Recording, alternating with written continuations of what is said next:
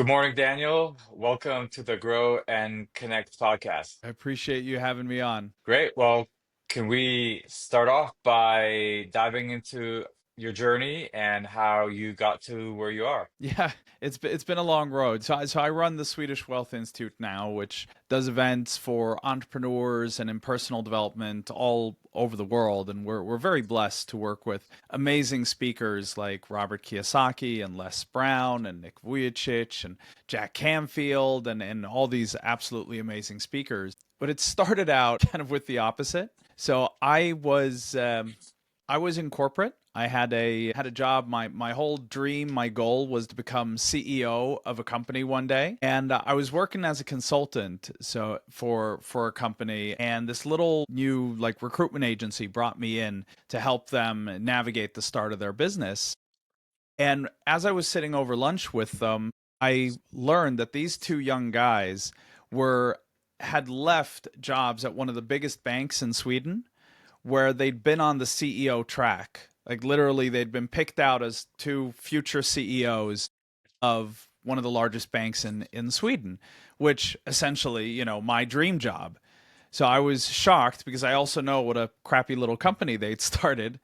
And so I asked them, how could you make this decision? Why would you do this? And it's funny looking back because they'd obviously gotten this question many times before. They kind of looked at each other and smiled and said, "Have you read the book Rich Dad Poor Dad?" And I said, "No, I haven't. What's that?" They said, "Well, read that book, and if you still have that question, then come back and ask it."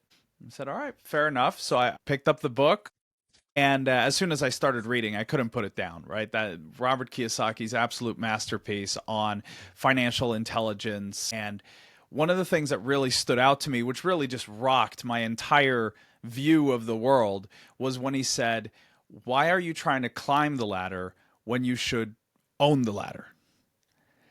And it was, just a shock because that was my whole goal, right? To become CEO of a company and climb the ladder.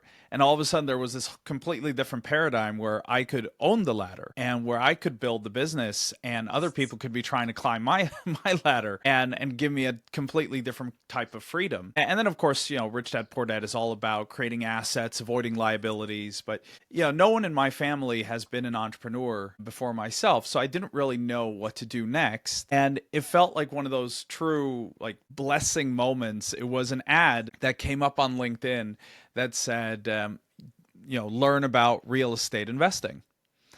And so I signed up right away, and I still do. I live in Sweden. This was a British company that came over to Sweden and to teach real estate. And they explained that the Swedish market is not very good for real estate, which is true. And they explained that the British market is very good for real estate, which is also true. And I decided to, great, let's do this. It sounds like, it's Robert Kiyosaki's favorite asset, so let's go do it. I signed up for their mentorship program. I think I spent around $25,000 on, all that training.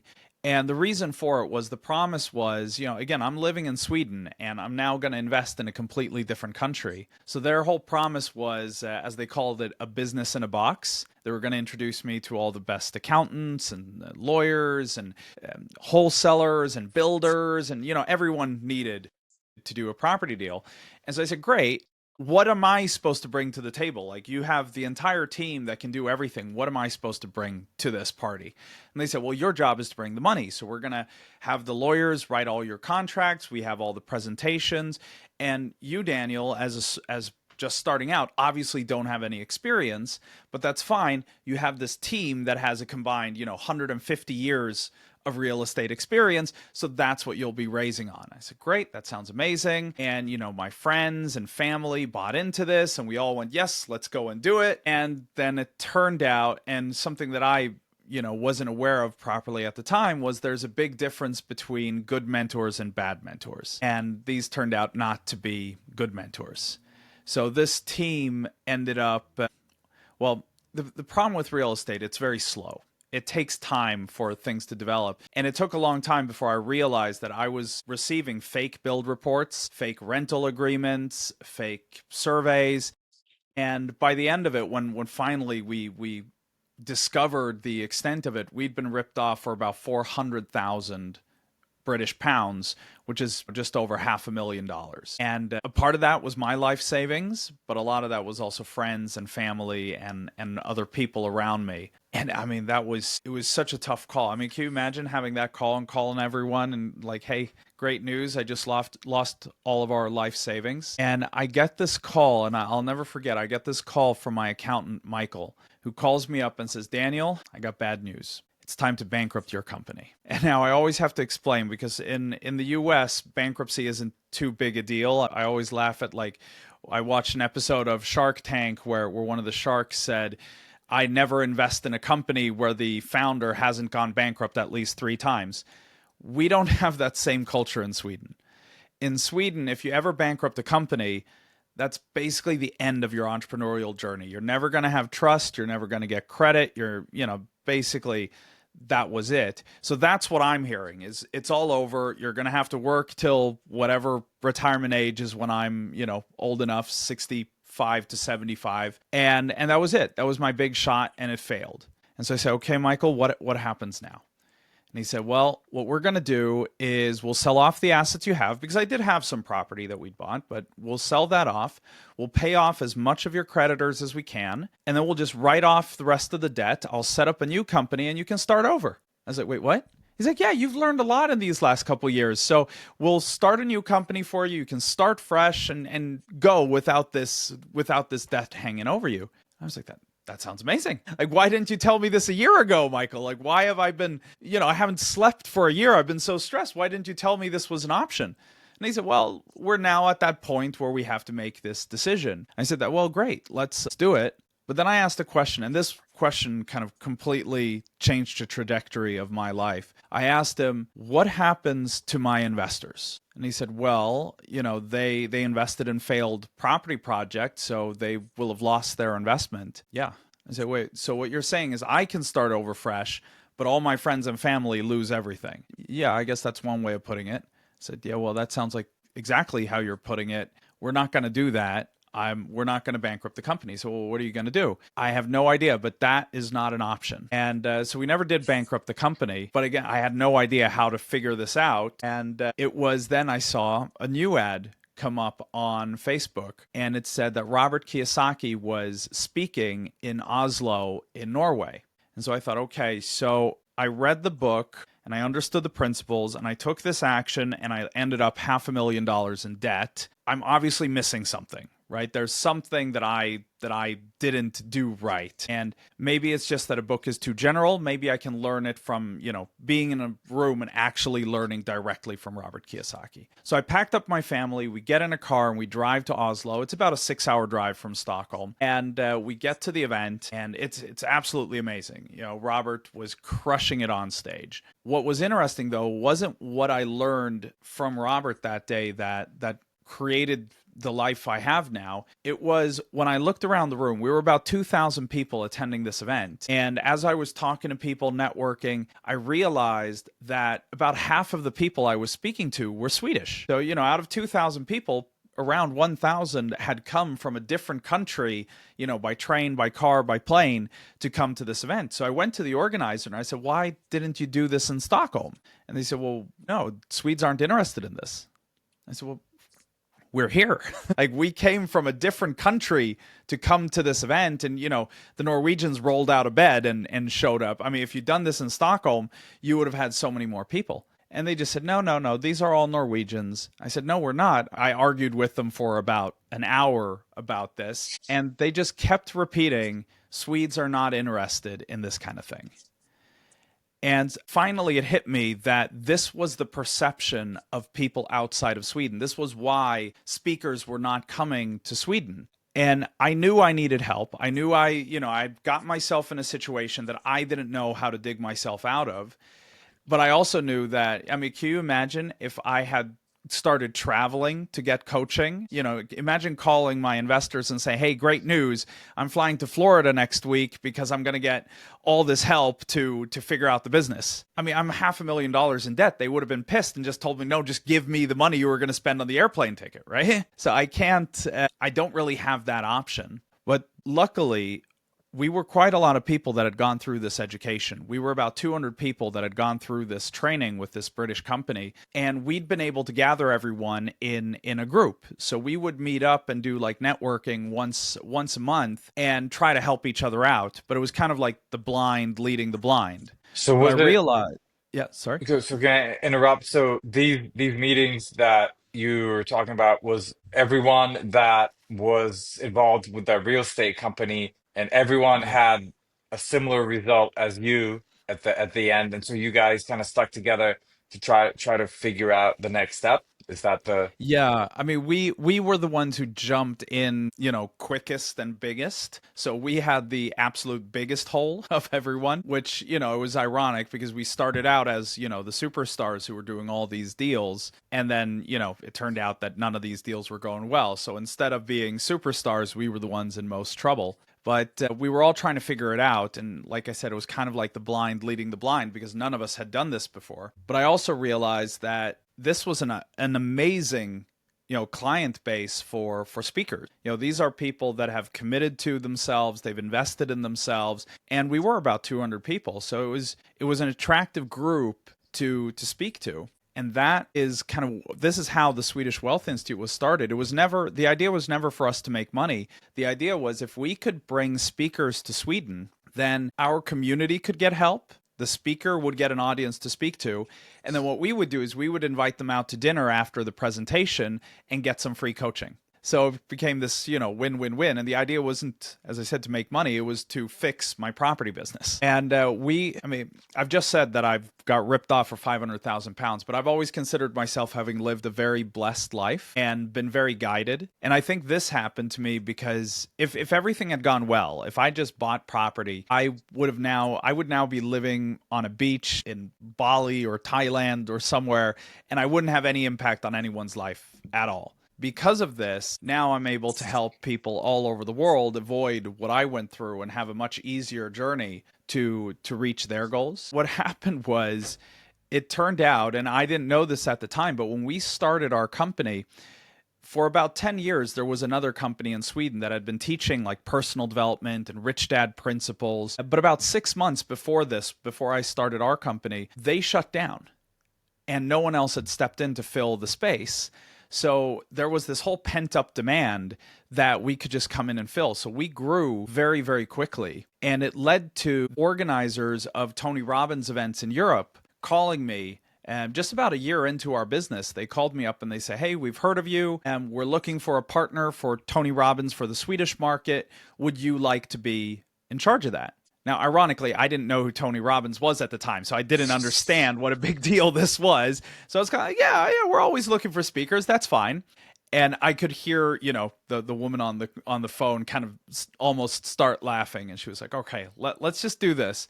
You set up an event. We'll send one of our speakers. We'll sell some tickets, and then what we'll do is we'll give you your ticket, Daniel, and you come and you see Tony and you understand what this actually is all about." I said, "Yeah, sure, free ticket. I'm in." And so we did. And we had maybe 20 of our clients fly over to London with me. And I walk in to this stadium and there's, 12,000 people, screaming and excited to see Tony Robbins. And I kind of just turned to my friend and went, "Oh, okay, so this is what, this is what this is all about.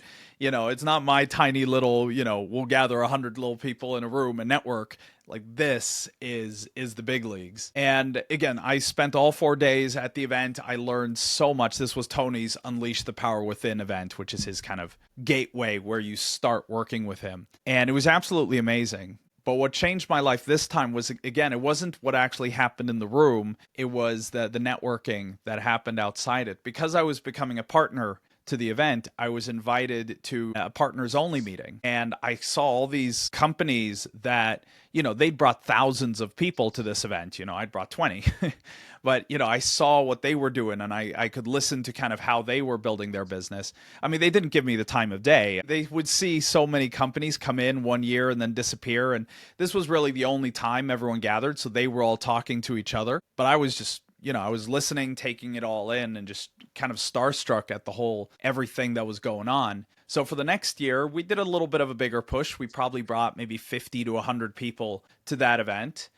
And I was back in that partner network meeting, and this time they invited me in a little more because now I'd proven that I was coming back, I'd grown, and so I started networking, especially with the Finnish organizer, a gentleman called Ilkka Kopelmäki, and the Estonian partner, that Roland Toko. And this was really important because 2 weeks later, when I got back to Sweden, I get a phone call from Roland who says, "Hey, Daniel, look, I'm bringing Kim Kiyosaki to Europe. She's going to do a tour with me. She's coming to Estonia. She's going to Finland. Would you want her to come to Sweden?" Yeah, of course I would. And so I was able to organize it so that she came to Stockholm and did our event on the Saturday. And now this is like 10 years ago now. So I believe her event in Estonia was on the Wednesday before, and the event in Finland was on the Tuesday after. I got the day in the middle, and so they said, well, you're going to have to cover her hotel in Sweden. I was like, yeah, that's fine.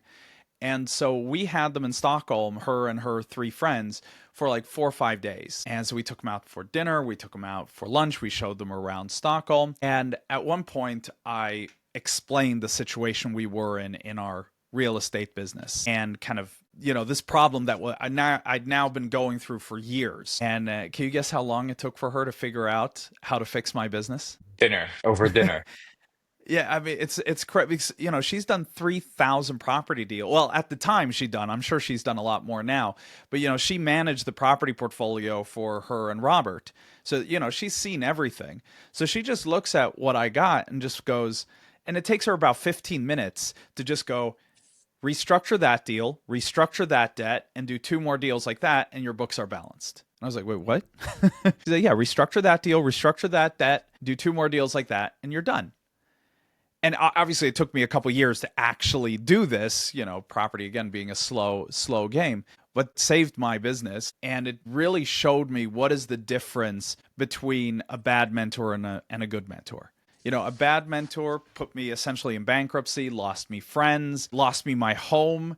I ended up losing my marriage. And a good mentor can basically fix everything in 15 minutes. Makes sense. Yeah. Absolutely. Yeah.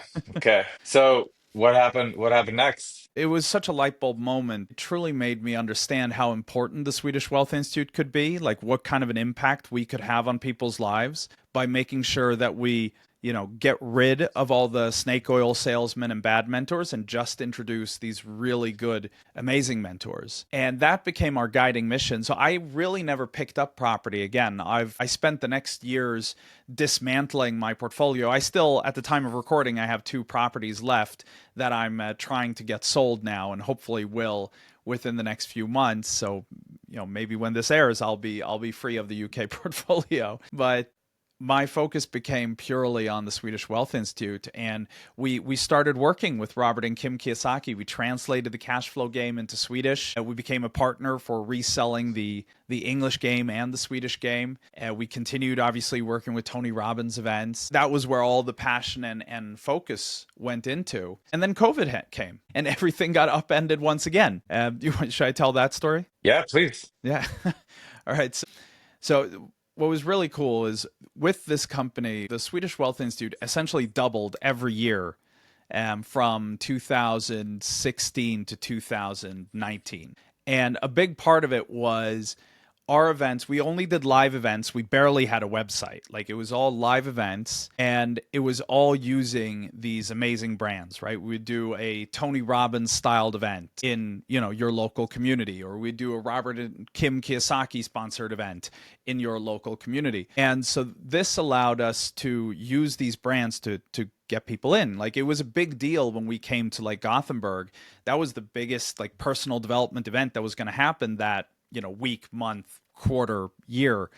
So it became a big deal. But then COVID came, and all of a sudden, we couldn't legally put people in a room together. So we, like everyone else, started looking at, okay, so how do we shift this to online? How do we start doing things virtually? And we realized that our niche had completely disappeared, because who would want to come to a Tony Robbins styled event when Tony Robbins is running his own virtual events. So we didn't really have a place in the market. So we went through the same type of a downturn again. We almost lost the business. I had to take a job as a consultant for a while just to basically keep the lights on. And it was about 3 years that were really, really tough. And again, it was a phone call that I got, and this time from the partner for the Tony Robbins event, because we had pre-bought about, I think it was around 500 tickets to the 2020 Tony Robbins event in London. And, obviously that didn't happen because of COVID, but we didn't get a refund. So we'd already spent all this money on these tickets.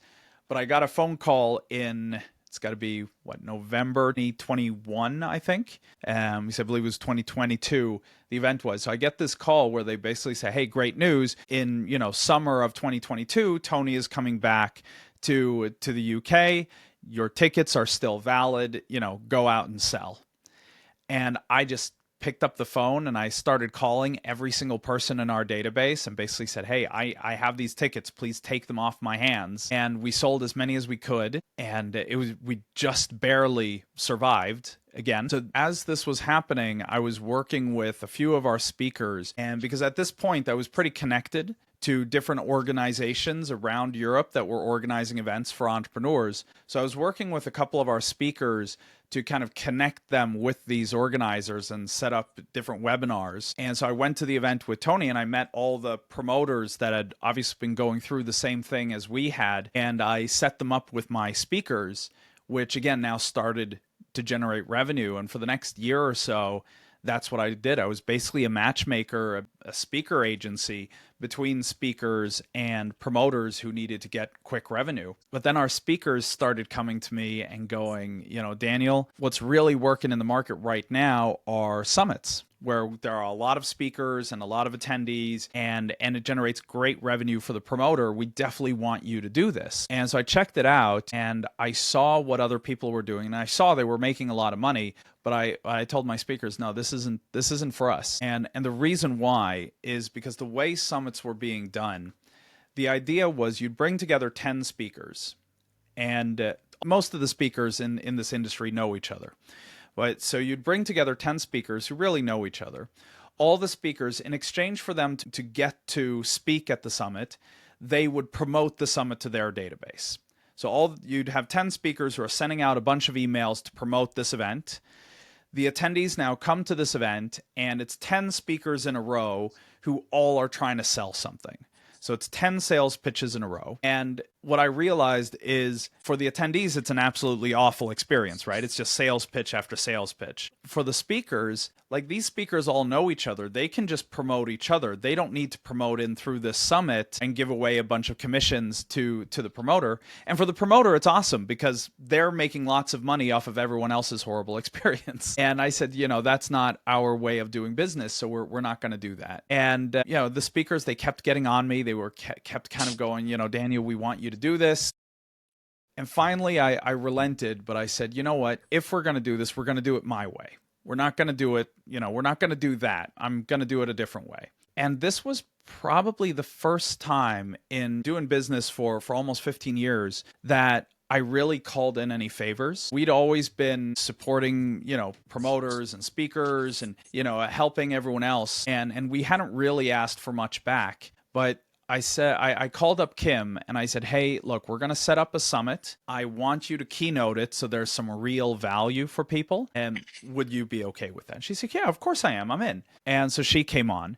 I've become friends with Jarek Robbins, Tony's son, who's an amazing speaker in his own right. And so I called Jarek and I said, dude, I need your help. I need you to show up for me here. And he's like, yeah, I'm in. Of course I am. And I was calling in these favors, and all of a sudden we had this really cool lineup of speakers. So, and then I said, we're going to do the summit differently. I want the experience for the attendee to be different. And so instead of everyone selling, no one's going to sell. All we're going to do is we're going to do short, value-based presentations, and then you get to give everyone a gift. And yeah, from that gift, if they want to keep working with you, that's great. but at the event, it's going to be pure value. And no one thought this was going to work, right? How are you going to create revenue at an event where no one is selling, right? Where no one is actually giving you revenue.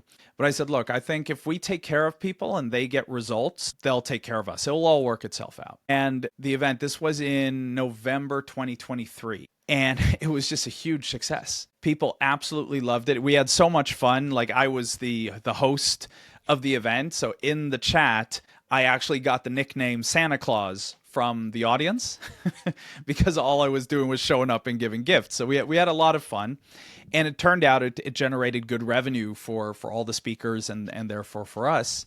And we realized we figured it out. And we started putting the word out. I called Kim again. I said, hey, I need you to come back for our next one, but can we get Robert to come on the next one? And they're like, yeah, we're partners. Of course Robert is in. So Robert shows up, and then I get introduced to Brian Tracy and Jack Canfield and Joseph McClendon, which leads to Les Brown. And all of a sudden we have this absolutely amazing lineup of speakers where we can truly have a positive impact on people's lives.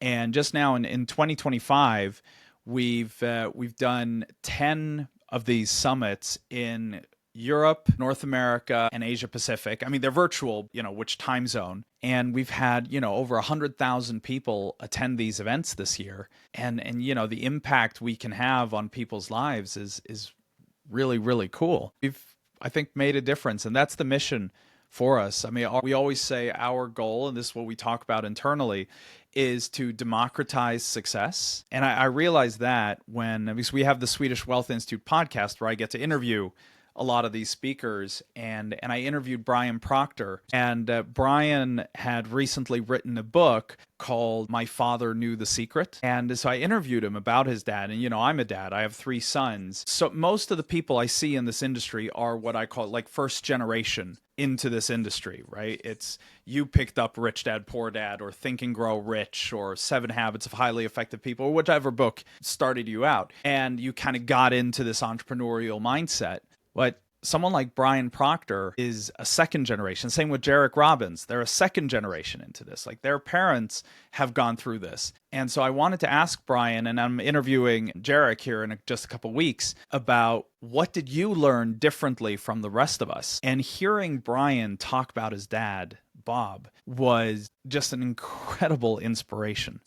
To hear him share about, how his dad taught him things and took care of him, it made me want to be a better dad. I was like, shit, I'm dropping the ball on this. I got to be better. But it was really cool. And I realized that one of the big problems, the real problem I believe in society right now, why there is so much hate and violence and all this, is from a financial standpoint, is we have a disappearing middle class, right? It's the classic, the rich are getting richer and the poor are getting poorer. Now, the reason the rich are getting richer and the poor are getting poorer is not really because of, the assets. You can't tax the rich and take the money from them and split it down, because it's not the money that is the difference. It's what they know. It's what they've learned. It's the knowledge the 1% has that the 99% doesn't have.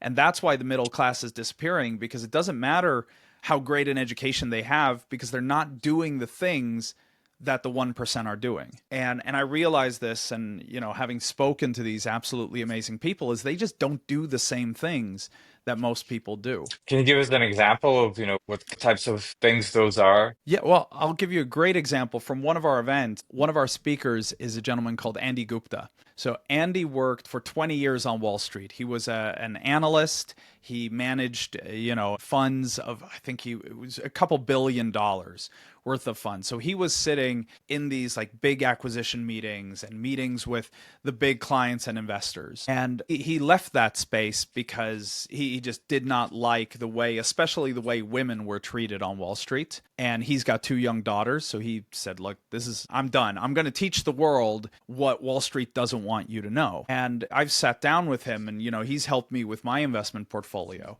And just a really simple difference is most people are recommended to invest. And obviously this is not a financial advice in any way. This is what I learned from Andy, so me retelling. But what most people do is they'll put money into a managed fund, or they'll have some kind of financial advisor, and these get paid by charging fees off of your money, and they charge those fees no matter how well your portfolio is doing. And Tony Robbins found in his book Money Master the Game, where he interviewed, most of the wealthiest people in the world, that 96% of all managed funds actually produce less results than the market average, and then they charge their fees, which means that your results are, to begin with, worse than the market, and then they're charging fees. So what Andy teaches, and one of our other speakers, Robert Raleigh, who wrote The $1 Million Decision, Robert shared at our last summit, he shared a statistic, and I don't remember what you started with. I think it was if you started with about $10,000 and you had this in like your pension fund for 30, 40 years, with the average result of a managed fund and their fees, you would have, after this period, your 10,000 would grow to about $30,000. So it would triple, like it would rise, it would go up. But if you, instead of using these fee managed funds, if you put them in ETFs, and this is the same thing Andy talks about, is having a combination of different exchange traded funds, which will have fees between 0.1 and 0.3%, that same $10,000 investment will be, at the end of that period, about $130,000. So the fees that have been charged by Wall Street and these fund managers is $100,000, and you get to keep $30,000. And that's just one of these things that they're doing differently, right? It's really simple when you know how. It's very simple to set up one of these portfolios correctly. But we didn't learn that. Like, no one taught that in my family. My family didn't know. So for generations, we've been paying those fees instead of getting actual results. Thanks for that example. So, is the Swedish Wealth Institute now focusing on mainly putting on summits, around the world? Yeah, I mean, our goal is, we say we want to democratize success. So we want to bring these things, and obviously this was a financial example. There is difference in habits and personal development and health, and so we both do these summits, because the summits are really fun because they're really intense. Like, they're 4 days long. We'll have 20 to 25 speakers, and you just get so much information. It's just like a download of all the opportunities that are out there. Right? You learn everything from business to investing to personal development to goal setting, all these things. And then we have a community where we have, we're at the moment, we're about 500 people that are in this inner circle community, where we keep each other accountable. We meet up through Zoom 3 times a month we'll have speakers come on so we can do Q&As and kind of get answers to our situation. Set our goals together. We share our ideas. We celebrate our wins. So it's a real community, which has been really amazing to kind of feel and grow together and really follow everyone's journey. So we try to open the door with the summits, and then we want to make sure, because we always say our job is to introduce you to the right mentor at the right time to help you take the next step on your journey. And we do that with the summit, and we do that more personal as well with the community, where we can really go, wow, where you are right now, I think Kane could help you, or I think Raymond could help you, or I think Andy could help you. Okay, that sounds really interesting. So tell us a little bit more about the community. I guess in the sense that, if someone joins the community, you mentioned that you have group calls around, or a couple of times a month, and then you bring in guest speakers. And what other resources are there for members of the community? I appreciate you asking. So we have our own app. We've white labeled a system called Circle. So it's kind of like our own little Facebook, where you can send direct messages to other members. You can post. I just saw, like, literally just before we got on this call, I saw Veronica, one of our members, post about her latest accountability. So she posts once a month. She'll post her accountability, like, this is what I've done in the last month, and everyone can kind of jump in and comment and celebrate and give feedback. And so we have kind of that wall feature and that part of it. And then we have these 3 Zoom calls. So one of them we call our accountability session. So we all sit down, we set our goal for the month, and we report on how did we do on the last month. And we celebrate our wins, and the things that we didn't do, we take that as a learning. So we're never, it's never, oh no, you didn't do what you were supposed to do. It's not like a slap. It's more of a, all right, great. What can we learn? What can we do better next month? And so we're always growing. We want to, our goal is to get 1% better every day. And if we can do that together and support each other, that's amazing. Then we have business mastery, where we'll bring on one of our business speakers. So once a month, we have a call. We'll have a business speaker come on. They'll usually do a short presentation. So our latest one, we had Jake Davey, who's an Instagram specialist. So we talked about how can you grow on social media, how can you get more followers, but also more importantly, how can you make sure that those followers are engaged and will actually come through and become clients to your business. And so that was really interesting. And then, we do a Q&A so we could all ask kind of, okay, so this is my Instagram. What would you do differently? Or what should I be thinking about? And we could have a bit of a dialogue around it, which made it very personal. And then we do the third one each month is investment mastery, where it's the same principle. We'll have a speaker come on, maybe give an update about what's going on in the market. And then we can Q&A and kind of go, okay, so I have a mix of ETFs and I'm considering putting in a Bitcoin ETF. Should I be doing that? What kind of percentage of my portfolio should that be? And we can get some real live coaching on what is your risk tolerance? How much, what is your target for profit? How do we balance up different assets? And how can adding actually risky assets sometimes decrease the risk of a portfolio if it's structured correctly, which is really cool. And so we have that live dialogue. In addition, we have Mastery Academy. So we have a course portal within the community where speakers like Jack Canfield, Dr. John D. Martini, and a lot of others have created courses that only exists in Mastery Academy that you can go through and learn from. And Tara, who introduced us, obviously, has a course in there as well about how do you become a speaker and get out on like TEDx stages. Okay, great. Well, thank you, Daniel, for coming on the show and telling us about your journey and the Swedish Wealth Institute and its history and what you guys are up to now. It seems pretty exciting. Do you have a summit that's planned that you're organizing right now? When's the next one? Yeah, we have a whole lot planned, and depending on where in the world you are listening to this, we try to make sure we always have in your time zones. We have for the Asia Pacific, for Europe, and for the North American market, which obviously anyone in those areas are more than welcome.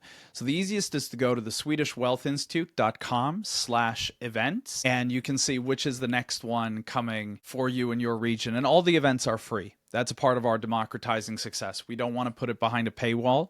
We want it to be accessible for everyone and make that direct introduction so you can find the right mentor at the right time to change your life. Great. Well, again, thank you for that resource. I'm going to look into it, and I'm sure a lot of our listeners are as well. So thanks for I coming appreciate on it. the And show and I would sharing. love to give everyone who listened, if they've listened so far, then if they want, I'd love to give them a 2 weeks free trial to our community, and they can get a chance to check it out, network with some of our other members, check out Mastery Academy, and if they want to continue, they're more than welcome. If they want to cancel, they send us an email. I'll send you the link. If you want, I would love it to give that to everyone. Absolutely. I'll include it in the description of this video when it's posted. Absolutely. Well, thank you, Daniel. Cool.